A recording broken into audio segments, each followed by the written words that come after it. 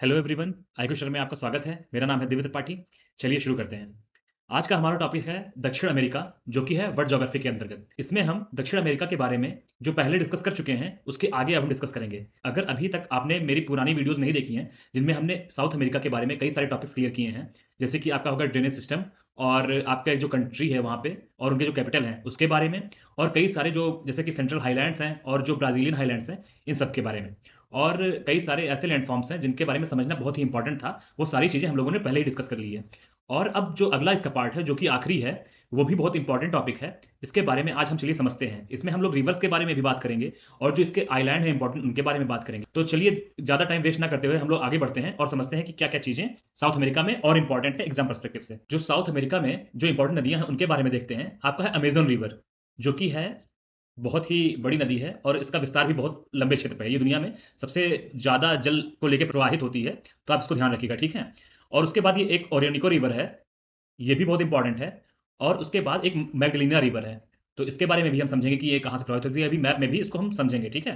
और उसके बाद पराना रिवर है, जो रियो डी प्लाटा के पास प्रवाहित होती है, यानी फ्लो करती है। टोकांटिन्स रिवर है एक, उसके बारे में भी हम देखेंगे। और उसके बाद ये साओ फ्रांसिस्को रिवर है, इसके बारे में भी समझेंगे, ठीक है? और पराग्वे और उरुग्वे जो नदियाँ हैं, उनके बारे में भी अभी देखते हैं कि ये कहाँ से प्रवाहित होती हैं अपने मैप में, ठीक है?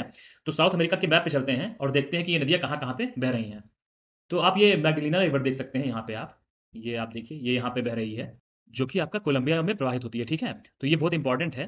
और उसके बाद आपको मैंने यहाँ पे बताया था एक माराकाइबो लेक भी पड़ती है, तो ये भी इंपॉर्टेंट है मैप पे, आप याद रखिएगा। और उसके बाद यहाँ पे ओरोनिको रिवर है, जो कि वेनेजुएला में प्रवाहित होती है। और यहाँ पे एक जो सबसे इंपॉर्टेंट रिवर है, वो है आपका ये अमेज़न रिवर। ये यहाँ से फ्लो करके फिर यहाँ पे नॉर्थ अटलांटिक ओशियन में अपना वो वाटर ड्रेन करती है। उसके बाद आपकी मडीरा रिवर है, जो कि आपकी अमेज़न की सबसे इंपॉर्टेंट और लंबी नदी है, ठीक है? और उसके बाद यहाँ पे हम लोगों ने देखा सॉ फ्रांसिस्को, ये रिवर है, जो कि आपके ब्राज़ीलियन उच्च भूमि से निकलती है, ठीक है? तो आप ये याद रखिएगा। और उसके बाद ब्राज़ीलियन हाइलैंड्स उसको कहते हैं, तो आप ये ध्यान रखिएगा कि ब्राज़ीलियन उच्च भूमि या फिर ब्राज़ीलियन हाइलैंड से ये निकलती है, सॉ फ्रांसिस्को, ये नदी है आपकी, ठीक है? और उसके बाद ये पराग्वे रिवर है आपकी, ये यहाँ पे बहते हुए जा रही है। और ये पराना रिवर है, ठीक है? ये आपस में मिल जाती हैं, उसके बाद आगे प्रवाहित होती हैं। ये का ला प्लाटा प्लेस रहता है, यहीं पे अपना जल प्रवाहित कर देती हैं, ठीक है? यहीं पे ड्रेन हो जाती हैं। उसके बाद यहाँ पे आपकी एक निग्रो रिवर दिख रही है, जो कि यहीं पे अपना वाटर ड्रेन करती है। उसके बाद आपकी उरुग्वे रिवर, ये भी आके इन्हीं में मिल जाती है। तो आपकी ये जो राइट साइड में जो आपका साउथ अमेरिका है, उसमें जो इंपॉर्टेंट रिवर्स हैं, वो है पराग्वे, पराना और उरुग्वे। ये तीनों रिवर इसमें बहुत इंपॉर्टेंट है, ठीक है? और यहाँ पे इसी वजह से जो अर्जेंटीना में गेहूँ की कृषि होती है, वो बहुत इंपॉर्टेंट है। व्हीट का जो एग्रीकल्चर के लिए बहुत इंपॉर्टेंट है, ठीक है? तो आप ये याद रखिएगा। और उसके बाद अगर हम यहाँ पे देखें, लेक टिटिकाका, ये भी आप याद रखिएगा। और यहाँ पे आप देखिए टोकोटिन्स रिवर, जिसके बारे में अभी हम लोगों ने देखा था, तो वो आपकी ये यहाँ पे प्रवाहित हो रही है। तो आप कुल मिला के प्लेस याद रखिएगा। जैसे कि आपको पूछते हैं कि आपका ये टोकोटिन्स रिवर कहाँ पे प्रवाहित हो रही है, यानी कहाँ पे फ्लो करती है, तो आप बताइएगा कि ये ब्राज़ील में है। और उसके बाद साओ फ्रांसिस्को जो रिवर है, वो भी आपके ब्राज़ील में प्रवाहित होती है, ठीक है? फ्लो करती है। और उसके बाद ये पराना और पराग्वे, इन रिवर्स के बारे में आप समझ सकते हैं कि ये ब्राज़ील और आपके पराग्वे में बहते हुए ये जाती है और आपका ला प्लाटा में अपना जल गिरा देती है, ठीक है? तो आप ये इसको समझ सकते हैं। और उरुग्वे रिवर भी ऐसे उरुग्वे में प्रवाहित होती है और उसके बाद आपके ला प्लाटा में ही अपना जल प्रवाहित कर देती है, जो कि साउथ अटलांटिक ओशियन में एक प्लेस है, ठीक है? आप इसको गूगल सर्च करके इनका लोकेशन देख सकते हैं, ये बहुत ही खूबसूरत भी लगते हैं। तो आपको और इंटरेस्टिंग लगेगा ये सारा रिवर और ये प्लेस, ठीक है? तो चलिए आगे बढ़ते हैं, यहाँ पे देखते हैं कि आगे इसकी क्या इंपॉर्टेंस है। जो लेक मराकाइबो है, जिसके बारे में अभी आपको मैंने बताया, north of Venezuela is one of the major oil producing region, largest lake of South America. यानी कि ये आपके वेनेजुएला क्षेत्र में पड़ता है और यहाँ पे सबसे ज़्यादा जो तेल प्रोड्यूस होता है वो रीजन है, ठीक है? तो आप देख सकते हैं जो वेनेजुएला में मराकाइबो लेक है और जो आपका ओरिनिको रिवर प्रवाहित होती है, उस जगह पे आपका ऑयल प्रोड्यूसिंग के लिए बहुत अच्छा क्षेत्र है, तो आप इसको समझ सकते हैं। तो ये आपका लेक मराकाइबो हो गया। उसके बाद टिटिकाका लेक है। तो टिटिकाका लेक के बारे में बता दें, तो ये सबसे ऊँचा जगह है, सबसे हाईएस्ट नेविगेबल लेक है वर्ल्ड में, ठीक है? यहाँ पे नौगम्य के लिए, यानी कि जो नाव होते हैं, शिप्स होते हैं, वो सबसे ऊँचा क्षेत्र है, वहाँ पे शिप्स जाने का, ठीक है? तो आप इसको समझिएगा कि लेक टिटिकाका, जो कि आपका बोलिविया और पेरू के बीच में सिचुएटेड है, तो आप इसको ध्यान रखिएगा। उसके बाद लेक पोपो जो है, ये आपका एल्टीप्लानो एक प्लेस पड़ता है, जो कि आपके जो प्लेटू हैं और जो एंडीज़ माउंटेन है, उसके बीच में पड़ता है बोलिविया में। तो आप ये याद रखिएगा कि जो बोलिविया में आपका लेक पोपो है, वो उसकी स्थिति वहाँ पे है, उसका प्लेस वहाँ पे है, ठीक है? तो लेक पोपो के बारे में याद रखिएगा। और गालपेगोस आइलैंड, जो आइलैंड है इसके इम्पोर्टेंट, गालपेगोस है, जो कि आपका इक्वाडोर का सॉवरेनिटी में आता है। यहाँ पे एक यूनिक स्पीशीज़ रहती हैं, जो कि टर्टल की रहती हैं और बर्ड्स की और फिशेस की। यहाँ पे बहुत अलग अलग प्रजातियों के कछुए पाए जाते हैं और चिड़िया पाई जाती हैं और मछलियाँ पाई जाती हैं। तो गालपैगोस आइलैंड के बारे में आप ध्यान रखिएगा। इसको मैं आपको मैप पे एक बार दिखाई दे रहा हूँ।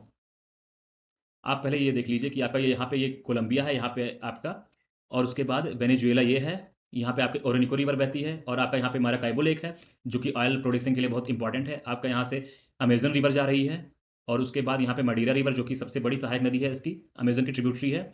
और उसके बाद आप यहाँ पे ब्राज़ीलियन हाइलैंड्स देख सकते हैं। आपका यहाँ पे कैंपोस है। उसके बाद आपका यहाँ पे ब्राज़ीलिया, जो ब्राज़ील की राजधानी है। और उसके बाद आपका पराना रिवर यहाँ से जा रही है और उसके बाद उरुग्वे रिवर यहाँ से जा रही है और आपका पराग्वे रिवर ये यहाँ से आ रही है। तो यहाँ पे मिल गई है। उसके बाद यहाँ पे ला प्लाटा में अपना ड्रेन कर रही है, ठीक है। आपका पेम्पोस का मैदान यहाँ पे है अर्जेंटीना में। और उसके बाद आपका ये चिली है और बोलीविया, पराग्वे और पेरू और इक्वाडोर, ठीक है। तो जो आपका इक्वाडोर है उसी के पास यहाँ पे देखिए, ये जो आपको मैं एरो बना रहा हूँ, यहाँ पे आपका गालपैगोस आइलैंड है, जो कि इक्वाडोर का ही सोवेरेनिटी का पार्ट है, ठीक है। उसके बाद चलिए नेक्स्ट आगे हम लोग चलते हैं, समझते हैं। ये देखिए इक्वाडोर को ही जूम करके बताया गया है कि ये इक्वाडोर है, जिसकी राजधानी है क्वीटो। और उसके बाद गालपैगोस आइलैंड को दिखाया गया है। यहाँ पे ही आपकी मछलियों की जो प्रजातियाँ हैं, यानी स्पीसीज़ हैं, वो बहुत पाई जाती हैं। कछुए की प्रजातियाँ पाई जाती हैं और पक्षियों की प्रजातियाँ पाई जाती हैं, जो अलग-अलग तरीके से होती हैं। बहुत अलग प्रजातियाँ पाई जाती हैं, ठीक है? जो कि बहुत इंपॉर्टेंट है। तो आप याद रखिएगा कि ये इक्वाडोर का ही पार्ट है, गालपैगोस आइलैंड। अब ये देखते हैं जो कि बहुत ही अपने आप में जो बहुत ही स्पेशल जगह है साउथ अमेरिका का, उसके बारे में हम समझते हैं, जो कि है पेंटानल वेटलैंड्स, ठीक है। पेंटानल वेटलैंड्स एक आर्द्रभूमि है जो कि उष्णकटिबंधीय है, यानी ट्रॉपिकल वेटलैंड्स है ये, जो कि विश्व का सबसे बड़ा ट्रॉपिकल वेटलैंड है। तो आप इसको याद रखिएगा, जो कि ये अगर इसके प्लेस की बात करें तो ये बोलीविया, ब्राजील और पराग्वे के बीच में पड़ता है, ठीक है। इसका सबसे बड़ा हिस्सा देखें तो ये ब्राजील में ही है, लेकिन आपके कुछ कुछ हिस्से बोलीविया और पराग्वे में भी आते हैं। जो आपका पेंटानल वर्ड है वो पुर्तगीज शब्द से मिलकर बना है, जिसका अर्थ होता है दलदल, ठीक है। जो दलदल शब्द होता है, स्वयं होता है, उसी के अर्थ में ये बनाया गया है वर्ड पेंटानल। तो ये दलदली इलाका होता है जिसमें कई टाइप की प्रजातियां पाई जाती हैं और कई इंपॉर्टेंट स्पीसीज पाए जाते हैं साउथ अमेरिका के। तो ये अपने आप में बहुत ही इंपॉर्टेंट जगह है, जो कि विश्व की सबसे बड़ी उष्णकटिबंधीय आर्द्रभूमि है। अगर हम इस प्लेस की बात करें तो यहाँ पे मगरमच्छों की सबसे सघनता पाई जाती है, यानी कि अगर यहाँ पे देखें, कंसंट्रेशन देखें क्रोकोडाइल्स का, तो ये सबसे लार्जेस्ट पाया जाता है पूरे वर्ल्ड में। तो आप इसको याद रख सकते हैं कि मगरमच्छ यहाँ पे सबसे ज़्यादा पाए जाते हैं पूरी दुनिया के। और यहाँ पे एक आप जगुआर गाड़ी के बारे में सुने होंगे, तो गाड़ी के बारे में आप जानते हैं, लेकिन जो उसके ऊपर सिंबल लगा रहता है वो जगुआर का रहता है। जगुआर एक ऐसा स्पीसीज है जो कि बिल्ली में जो बिल्ली की प्रजाति होती है, बिल्ली का एक वर्ग होता है, उसमें ये तीसरे नंबर पे सबसे बड़ा होता है। जैसे कि आपका ये बिल्ली में तेंदुआ हो गया और टाइगर हो गया, उसके बाद ये सबसे थर्ड नंबर पे आता है सबसे बड़ा बिल्ली के वर्ग में। तो आप इसको याद रख सकते हैं, ये यहाँ पे सबसे बड़ी संख्या में पाया जाता है, ठीक है। और यहाँ पे अगर इनके शिकार की बात करें, जो ये जगुआर होते हैं वो कैमन का शिकार करते हैं यहाँ पे। और ये जगुआर का सबसे उच्चतम घनत्व वाला क्षेत्र है, यानी कि यहाँ पे बहुत ज्यादा डेंसिटी पाई जाती है जगुआर्स की। अगर हियाकिन्थ मकाओ की बात करें, जो कि दुनिया के सबसे बड़े तोते होते हैं, पूरे अपने जो अर्थ है उसमें सबसे बड़े जो तोते होते हैं वो हियाकिन्थ, जो पैरेट होते हैं वो होते हैं मकाऊ। तो इनकी जो संख्या है वो यहाँ पे बहुत ज्यादा है, क्योंकि इनका ये घर ही है, ये प्रजाति यहीं की निवासी है। तो यहाँ पे ये पेंटानल जो क्षेत्र है वहीं पे पाए जाते हैं। तो आप ये याद रखिएगा कि साउथ अमेरिका का जो पेंटानल आर्द्रभूमि है, वहीं पे आपके ये मकाऊ जो है, जो सबसे बड़े दुनिया के हैं, वो भी पाए जाते हैं, ठीक है। इनका रंग की बात करें तो ये नीले कलर के होते हैं। आप अगर सर्च करेंगे तो आपको ये नीले कलर में, गहरे नीले कलर में दिखाई देंगे और बहुत ही अच्छे दिखते हैं, और ये सबसे बड़े हैं दुनिया में, ठीक है। जो रामसर कन्वेंशन था वो रिलेटेड है आर्द्रभूमियों से, ठीक है, आर्द्रभूमियों के संरक्षण से। जो भी आपके वेटलैंड्स होते हैं उनको संरक्षित करने के लिए रामसर जो प्लेस है ईरान का, वहां पे एक समझौता हुआ था, जिसमें आर्द्रभूमियों को बचाने के लिए बताया गया था, कुछ प्रोटोकॉल थे उसमें। तो उसी के तहत इसमें भी कुछ जो रीजन्स हैं उनको संरक्षित किया गया है रामसर के द्वारा, ठीक है। तो आप इसको याद रख सकते हैं। और इसमें कुछ क्षेत्रों को यूनेस्को के वर्ल्ड हेरिटेज साइट में और बायोस्फीयर रिजर्व में भी स्थान दिया गया है। तो आप ये याद रख सकते हैं। जो पेंटानल वेटलैंड है, अगर वेस्ट और नॉर्थ वेस्ट की बात करें तो आपका ये चुकी तानो सूखे जंगल पाए जाते हैं, उससे वो कवर है, ठीक है। और अगर साउथ वेस्ट और साउथ की बात करें तो आपका ह्यूमिड चाको जो ग्रास लैंड्स हैं उनसे घिरा हुआ है। तो आप ये याद सकते हैं कि आपका ह्यूमिड चाको से आपका साउथ और साउथ वेस्ट से ये कवर हुआ है ये प्लेस। तो इस तरीके से इसका लोकेशन है। अब यहाँ पे आप मैप में देख सकते हैं कि ये ब्राजील है आपका, और ब्राजील में ये आपके देखिए बहुत ज़्यादा प्लेस में ब्राजील में पाया जा रहा है। और उसके बाद ये आपके पर पराग्वे में भी है और बोलीविया में भी है। ये देखिए पेंटानल जो वेटलैंड है ये मैप पे इसी लोकेशन पे है, तो आप इसको समझ सकते हैं मैप के माध्यम से। अगर पेंटानल वेटलैंड्स की बात करें तो जो यहाँ के निवासी हैं उन्हीं का स्वामित्व है वहाँ पे, ठीक है। जो प्राइवेट ओनरशिप है वो ही वहाँ पे काम करता है, जो वहाँ के निवासी हैं वही उनके मालिक होते हैं, ठीक है। और इसका अधिकांश जो क्षेत्र है वो पशु चराई के लिए, यानी कि कैटल ग्रेजिंग के लिए यूज किया जाता है। तो आप इसके बारे में ध्यान रखिएगा कि इसमें कोई सरकार की स्वामित्व नहीं है, यहाँ पे जो लोग रह रहे हैं उन्हीं का स्वामित्व है, यानी उन्हीं की ओनरशिप है इस प्लेस पे। तो उसका 95% अपने आप में बहुत बड़ा प्लेस होता है कि 95% इस पे जो अधिकार है वो उन्हीं के लोगों का है जो वहाँ पे निवास करते हैं। जो साउथ अमेरिका है, उससे रिलेटेड एक और इम्पोर्टेंट पॉइंट है, जैसे कि हम लोग सुनते रहते हैं कि लैटिन अमेरिका, तो लैटिन अमेरिका क्या है इसके बारे में हम लोग डिटेल में आज समझेंगे और कोई भी कंफ्यूजन नहीं रह जाएगी इसको समझने के बाद, ठीक है? तो ये आपका बहुत ही ईज़ी पार्ट है। अगर लैटिन अमेरिका की बात करें तो इसमें मैक्सिको और जो आपके सेंट्रल अमेरिकन कंट्रीज़ हैं और जो आपके कैरेबियन द्वीप हैं यानी आइसलैंड्स हैं, उनको मिला लिया जाए और साथ में साउथ अमेरिका के पूरे कंट्रीज़ को मिला लिया जाए, तो उनको हम पूरे तरीके से कहते हैं लैटिन अमेरिका, ठीक है? तो आपका मैक्सिको हो गया, सेंट्रल अमेरिका हो गया और उसके बाद जो कैरेबियन आइलैंड्स है वो हो गया और साउथ अमेरिकन कंट्रीज़ हैं, वो सारे मिलके आपका लैटिन अमेरिका का निर्माण करते हैं। तो आप अगर क्वेश्चन आए तो आप इसको लगाइएगा कि ये सारे उसके अंडर में आते हैं। तो आप ये देख सकते हैं मैप में कि मैक्सिको ये हो गया और आपके सेंट्रल अमेरिकन कंट्रीज़ ये हो गए, जो आपके इसमें जुड़े हुए हैं पुराना तक, ठीक है? जो साउथ अमेरिका से कनेक्ट होते हैं। उसके बाद जो आपकी साउथ अमेरिकन कंट्रीज़ हो गई, ये सारी हो गई आपकी, ठीक है? ये हो गया और उसके बाद जो ये कैरेबियन कंट्रीज़ हैं, जो कैरेबियन आइलैंड हैं, उनको भी शामिल कर लिया जाए। तो ये कुल मिला के आपका निर्माण करते हैं लैटिन अमेरिका का, ठीक है? अगर आपको नॉर्थ एंड सेंट्रल अमेरिका की बात करें, तो आपका हो गया Belize, Costa Rica, El Salvador, Guatemala, Honduras, Mexico, Nicaragua, Panama, ठीक है? तो ये आपका north and central American countries हो गए। और उसके बाद साउथ अमेरिकन कंट्रीज़ की बात करें, जो कि हम लोग पढ़ ही चुके हैं। आपको फिर से एक बार रिवीजन करवा दूं। Argentina, Bolivia, Brazil, Chile, Colombia, Ecuador, French Guiana, Guyana, Paraguay, Peru, Suriname, Uruguay, Venezuela. तो ये आपके अभी साउथ अमेरिकन और नॉर्थ अमेरिका और सेंट्रल अमेरिकन कंट्रीज़ हो गए। अब आपके कैरेबियन जो द्वीप हैं, उनके बारे में देखते हैं। ये हो गया आपका Caribbean country, Cuba, Dominican Republic और उसके बाद हैती। तो ये 3 हो गए आपके कैरेबियन कंट्रीज़, ठीक है? और ये डिपेंडेंसीज़ एंड कॉन्स्टिट्यूएंट एंटिटीज़ हैं, अपना खुद का संप्रभु राज्य हैं ये अपने आप में और खुद पे निर्भर हैं। तो आप इनको समझ सकते हैं। ये है आपका ग्वाडेलूप और मार्टिनिक्यू, पुर्तो रिको और उसके बाद सेंट बार्थेलेमी और सेंट मार्टिन। तो ये कुल मिला के आपके जो अपना सॉवरेनिटी है जिनकी, वो आप समझ सकते हैं कि ये कंट्रीज़ हो गई, ठीक है? तो ये सारे आपके लैटिन अमेरिकन कंट्रीज़ हो गए।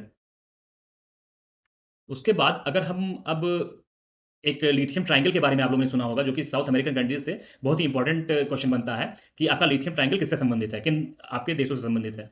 तो आप ये याद रख सकते हैं, जो आपका चिले है और बोलीविया है और अर्जेंटीना है, ये मिलके इनके कुछ प्लेसेस मिलके आपका लिथियम ट्रायंगल बनाते हैं। लिथियम ट्रायंगल इसलिए कहते हैं इनको क्योंकि इस पूरे क्षेत्र में, यानी जो आपका ट्रायंगल बनता है, ट्रायंगल हम कहते हैं 3 भुजाओं से घिरी हुई आकृति को, बंद आकृति को हम लोग त्रिभुज कहते हैं। यानी जब 3 लाइन्स मिलती हैं और एक क्लोज आपकी शेप बनता है, क्लोज शेप बनता है आपका, तो उसे हम कहते हैं ट्रायंगल।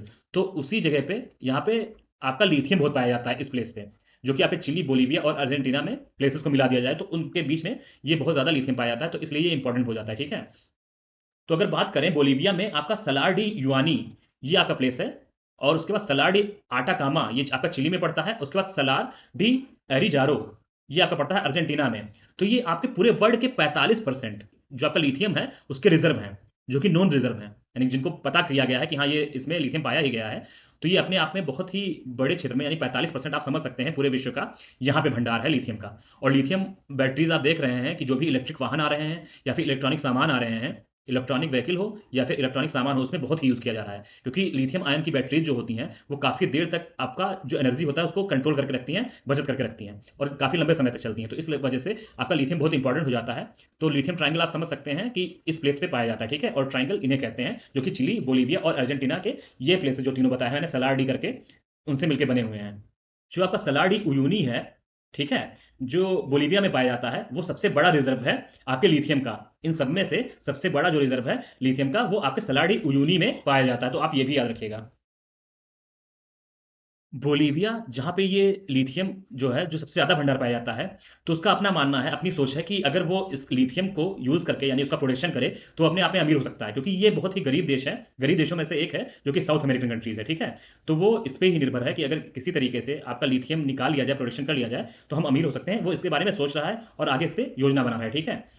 तो अगर इसके माइनिंग की बात करें तो इसका माइनिंग कैसे किया जा सकता है? तो अगर आपको रॉक को खोद के भी इसकी माइनिंग की जा सकती है लिथियम की, और दूसरा एक होता है ब्राइन विधि। तो ब्राइन विधि की बात करें तो इसमें जो आपका जो अंडरग्राउंड वाटर होता है, जो कि सैलाइन तरीके से होता है, जो खारा होता है, उसमें आपके ये जो लिथियम होते हैं उनको घोल दिया जाता है और उसके बाद पंपिंग करके इनको एक जो वेपर होते हैं उसको इकट्ठा कर लिया जाता है, उससे लिथियम आपका मिल जाता है, ठीक है? तो ये एक विधि होती है जिसको हम लोग ब्राइन कहते हैं। तो इस तरीके से भी हम लिथियम को निकाल सकते हैं। तो ये दोनों विधियाँ याद रखिएगा। हो सकता है कभी आपसे पूछे कि ब्राइन किससे संबंधित है? तो आपको दे सकते हैं कि लिथियम को निकालने के लिए, यानी लिथियम का जो भंडार होता है उससे लिथियम को आप वाष्पित करके उसको इकट्ठा कर सकते हैं। उस तरीके से आपका ये क्वेश्चन बन सकता है, ठीक है। तो आप यहाँ पे देख सकते हैं कि ये जो लिथियम ट्राइंगल जिसके बारे में मैंने बताया, ये बोलीविया प्लेस है, और उसके बाद ये आपका अर्जेंटीना है, और आपका ये चिली है। तो इन तीनों में ये जो प्लेस आपको दिख रहे हैं, यहाँ पे और यहाँ पे, तो इन तीनों को मिला के आपको देख रहा है ट्राइंगल बन रहा है, और यहीं पे आपका सबसे ज़्यादा पाया जाता है, और जो आपका बोलीविया है उसमें सबसे ज़्यादा भंडार है लिथियम का।